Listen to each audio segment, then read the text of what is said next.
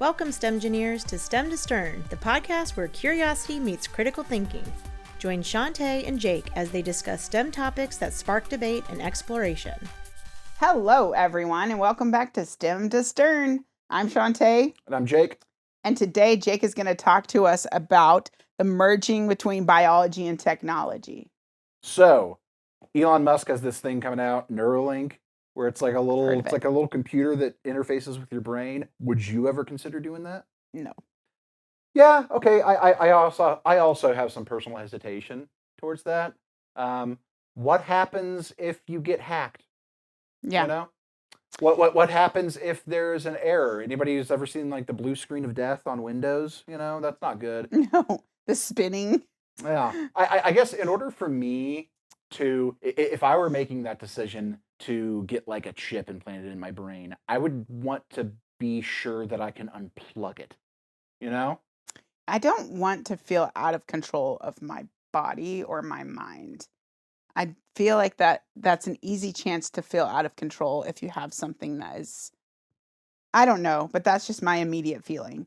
I don't like the idea of not, which is probably an issue that I need to have control, and that's something I should probably address within myself. But sometimes that feeling of feeling out of control, it's a little terrifying for me. Like the way I think about it, like our bodies have had, billions of years of evolution to know how to keep us healthy. We have these natural systems in our bodies to keep us healthy. But, once you introduce like a computer chip or something, that's totally at the hands of whoever created that technology and whatever loopholes are in there for people to either abuse or for glitches to happen. Here's a question. Do you think that your brain or your body would naturally try to push it out? That's a very good question. Because like your body knows something foreign is in there that doesn't belong. And sometimes our body rejects things because it doesn't belong. And that's true of like certain organ transplants. Like that's an issue to think about. Yeah. So yeah, absolutely. I'm very hesitant to merge my brain with a computer. I think there's good things that they're attempting with that. There's a good intentions. And I'm not saying that I know everybody's intentions, but based on what I've read, there's some good intention of trying to help people who are struggling with like disabilities and things with these. And I'm not anti-solving this issue. So to be clear, I think there is an issue that we need to try to help solve and to help people who are struggling to function in the real world without all of this help. How do we help them? And that's a really good point you made because like Neuralink is like it's been advertised both as a way of like curing certain diseases, but also as like a, hey, do you want an iPhone in your head? So there's certain people who like need it medically, and there's certain people who just voluntarily would want to pick it. So there's two different categories there, definitely. It definitely does have a lot of room for improving a lot of people's lives, but whether or not I would just want to voluntarily put an iPhone in my head, that's a little iffy.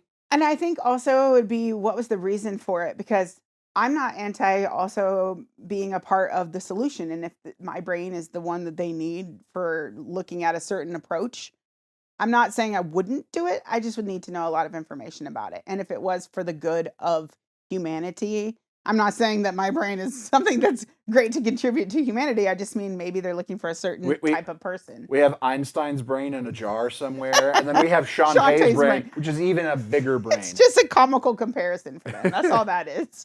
Anyway. I will say one of the things that I would really like to see come out of that technology is the ability for us to see the inside of each other's heads. To kind of like, and I think about how art would be changed. Think about like you could like show somebody else your dreams or something.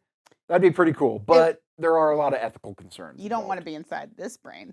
And I know you don't want to be inside that brain. It'll just be chaos.